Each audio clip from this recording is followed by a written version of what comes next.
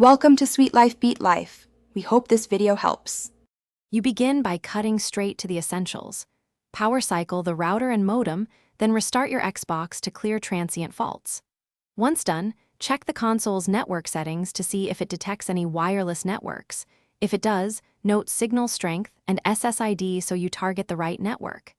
Make sure you have the Wi-Fi password ready and the controller paired. This speeds entry. If the Xbox shows no networks, keep the console on and move closer to the router before the next actions. Next, forget the problematic network on the Xbox and rejoin it. This removes corrupt credentials and forces a fresh DHCP lease, which often fixes IP conflicts. Once you re-enter the SSID, confirm security matches your router, WPA2 personal is common, and set band preferences if the Xbox supports them. While you're at it, update both the Xbox system and your router firmware because mismatched software can block handshakes. If uncertainty remains, plug the Xbox into Ethernet to confirm the internet works, which isolates wireless-specific faults.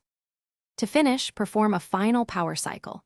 Modem, router, then Xbox, waiting 30 seconds between each to ensure clean resets. Then run the Xbox network connection test to verify NAT, latency, and packet loss. If problems persist, reset the Xbox network settings to factory defaults and manually reconfigure SSID and DNS. This removes hidden misconfigurations.